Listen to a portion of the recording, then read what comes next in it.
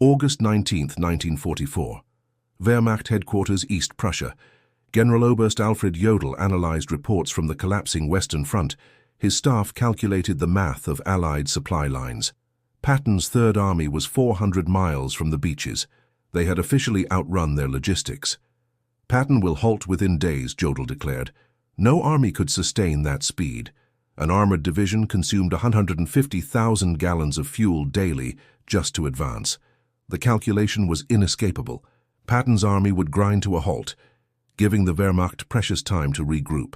What Jodl didn't know was that 125 miles away, 5,958 trucks were already rolling east. They formed an endless convoy, headlights blazing in defiance of doctrine. They were carrying 2,500 tons of supplies every 24 hours. A logistical miracle was already in motion. This was the Red Ball Express. It was a logistics operation so audacious, German military science had never conceived it possible. It was about to shatter every assumption about mechanized warfare. Patton's supposedly immobilized tanks would soon crash through German lines at the Seine. The Wehrmacht's finest minds were receiving a lesson in American industrial power. This lesson was delivered by 23,000 truck drivers, 75% of them African American. They turned a one-way highway system into the most efficient military supply line in human history. The German staff's confidence stemmed from their own experience. They had pioneered blitzkrieg and understood the tyranny of supply. Their own campaigns, especially in Russia, had repeatedly stalled when logistics failed to keep pace with the tactical speed of their panzers. In Russia, the advance had founded not on resistance but on the inability to supply forces. German trucks broke down. Horse-drawn wagons, still 80% of their transport, couldn't match the panzers. Railway gauge differences meant supplies piled up hundreds of miles from the front. German intelligence meticulously tracked American consumption. A single Sherman tank burned 0.5 miles per gallon. An infantry division required 700 tons of supplies daily. An armored division needed 1,000. Patton commanded 12 divisions. The math seemed irrefutable. General Major Siegfried Westphal calculated it on August 20th. Even if the Americans possessed unlimited trucks, which they don't, and perfect roads, which they don't, they still couldn't sustain Patton's advance. Physical laws cannot be violated, not even by American industry. At 2:00 p.m. on August 25th, Lieutenant Colonel Loren Ayers faced a room of skeptical officers. Traditional supply methods had collapsed. "Gentlemen," he announced, "we're going to create a one-way highway from the beaches to the front. Every vehicle will run 20 hours out of 24. The name came from railway terminology. A Red Ball freight was an express shipment that took priority over everything else.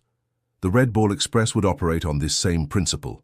Absolute priority, no delays, and no exceptions. The advance depended on it.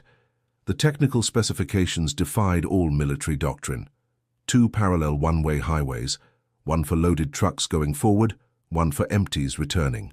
24-hour operations with headlights blazing, completely abandoning blackout discipline. A 35 mph average speed was mandatory. Colonel Charles Thrasher reviewed the numbers. "We need 140 truck companies, 5,958 vehicles minimum, operating at 90% availability. That's impossible by any logistics textbook ever written." Yet, within 36 hours, the impossible was fully operational. On August 26th, drivers from the 39 16th Quartermaster Truck Company climbed into their GMC CCKW-2 1-to-2-ton trucks. These workhorses, nicknamed the Deuce and a Half, were loaded with 105mm artillery shells bound for Patton's guns 300 miles to the east. The demographic composition of the Red Ball Express would have stunned German racial theorists. Of the 23,000 drivers who would operate the route, approximately 75% were African American soldiers. They were serving in a still segregated army. These were men who couldn't eat in white restaurants back home. Yet they were the lifeblood keeping America's most celebrated and white general's army in motion. They developed their own culture within hours, painting slogans on their trucks. Patton's Blood Bank and Detroit to Berlin Express. By August 28th, German reconnaissance units began reporting the unbelievable. "Continuous vehicle column," one report read, Headlights visible for 20 kilometers, no spacing, estimate 1,000 vehicles per hour. Americans have abandoned all military precaution. This violated every rule. Headlights at night invited air attack. No spacing meant one disabled truck could halt the entire line. Yet the Americans seemed unconcerned. General Feuchtinger, commanding the 21st Panzer Division, observed it himself. "It's not military science," he reported. "It's mass production applied to warfare." What the Germans couldn't grasp was the difference in philosophy. Where German doctrine emphasized concealment and conservation, the Americans relied on overwhelming volume and redundancy. They simply assumed a 20% failure rate and planned accordingly, bringing more trucks than they needed. The numbers achieved in the first week, from August 25th to 31st, were staggering. The Red Ball Express delivered 89,939 tons of supplies. The daily average was 12,848 tons. The operation itself was already consuming 300,000 gallons of fuel daily. By September 5th, the Red Ball had established a rhythm that German logistics officers, still using horses, found impossible. Convoys of 67 vehicles departed every 5 minutes. 5,000 trucks were in constant motion at any given moment, 24 hours a day. Innovation happened hourly. When trucks broke down approximately 1,800 daily, mobile maintenance units performed repairs on the roadside. Mechanics developed a triage system. They had 15 minutes to fix a truck, or it was pushed into a ditch to keep the line moving. The Germans, observing this chaos that somehow produced perfect order, couldn't comprehend it. The Americans violated every principle of maintenance and procedure, yet their system accelerated rather than collapsed. It was organized, industrialized anarchy. The most stunning revelation for German observers was American fuel management. The Red Ball Express consumed 300,000 gallons daily, just for its own trucks. This was more than many German armies received.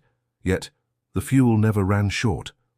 The Americans had a parallel marvel: Operation Pluto, or pipeline under the ocean. Fuel was being pumped directly from England to France through underwater pipes that German intelligence had failed to even detect. Fuel dumps were established every 25 miles along the route. The Red Ball Express didn't just supply Patton's advance, it multiplied its speed. German doctrine assumed a 20-mile daily advance was optimal. Patton's divisions, fed by the Red Ball, averaged 40 to 60 miles daily for weeks on end.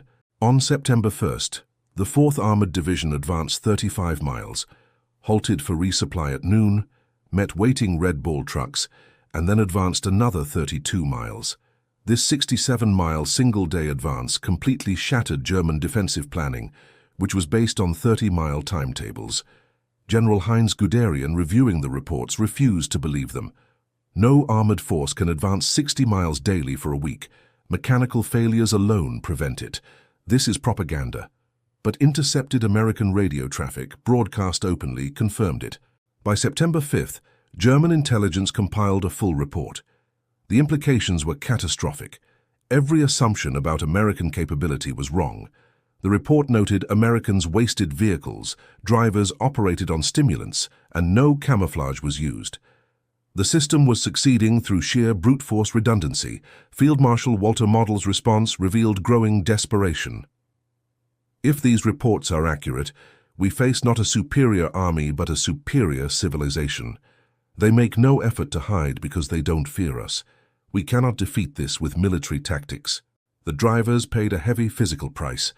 Many operated for 72 straight hours, hallucinating from exhaustion and benzodrine. Accidents killed 300 drivers during the operation.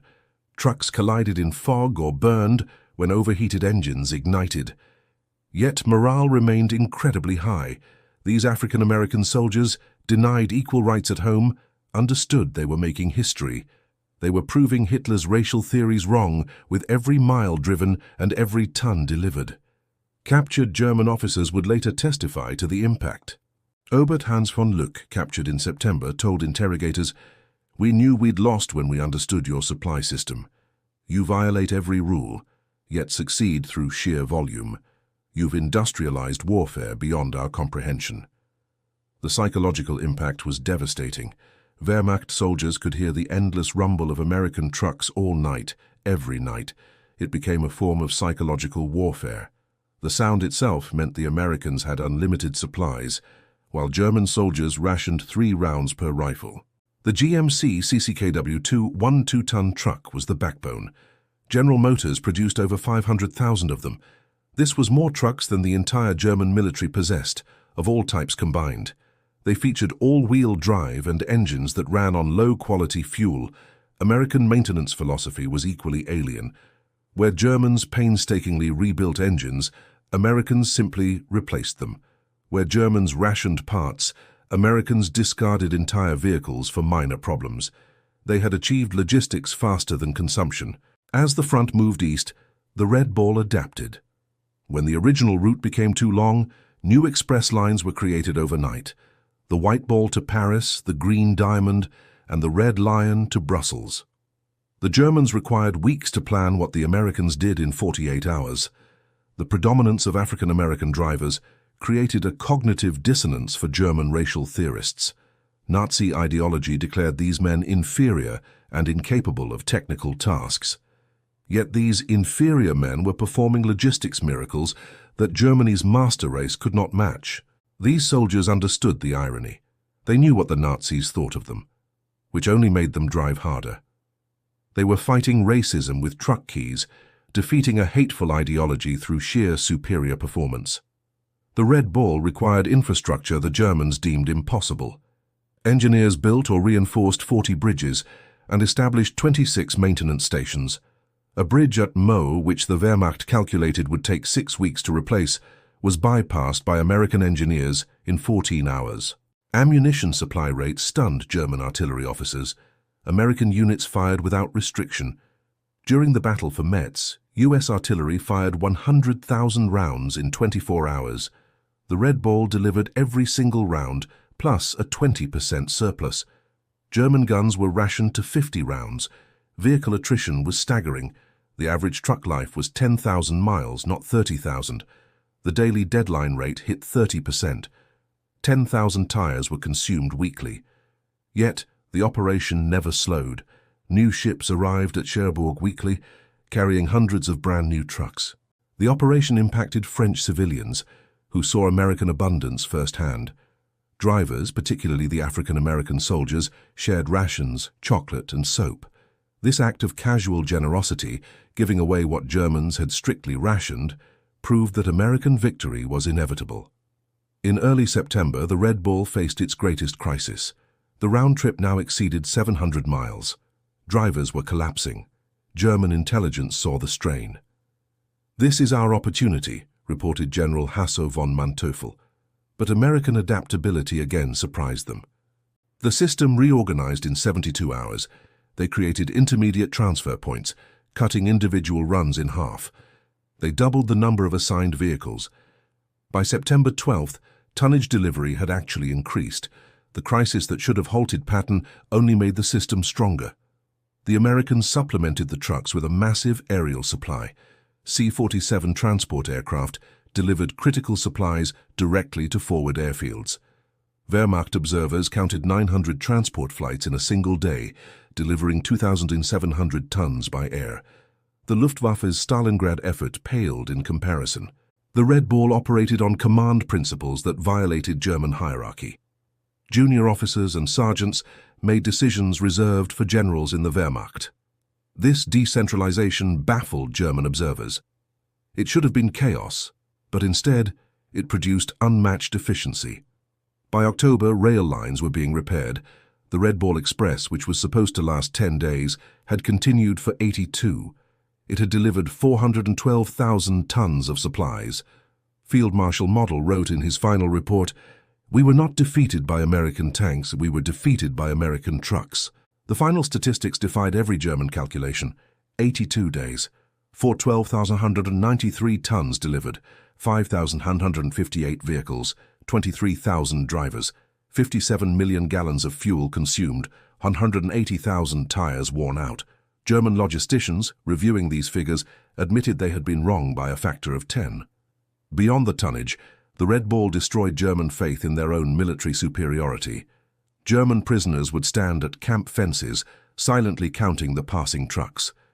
They understood what it meant. They were watching their entire worldview collapse, one truck at a time. The operation forced a racial reckoning within the U.S. military.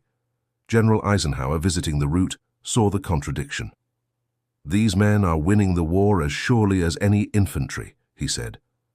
The success created undeniable pressure that contributed to military desegregation 3 years later. The operation also revolutionized post-war civilian logistics. Red Ball veterans returned home and founded the modern American trucking industry. Companies like Yellow Freight and Roadway applied the military principles of volume, speed, and 24-hour operation to civilian commerce. In his memoirs, General George S. Patton wrote the ultimate tribute. The truck drivers of the Red Ball Express deserved as much credit as any combat unit. They were black soldiers mostly, denied recognition, but they won the war. History must record this truth. That truth is the final testament. 23,000 drivers, 6,000 trucks, and a one-way highway to victory. They achieved what German military science declared impossible, proving that logistics is strategy. The German generals who laughed in August 1944 were silenced. The Red Ball Express ended on November 16, 1944. Its impact was permanent. It proved victory belongs to the nation that can deliver the most supplies, the fastest. The German generals, defeated by 23,000 truck drivers, finally understood that American trucks had defeated German tanks.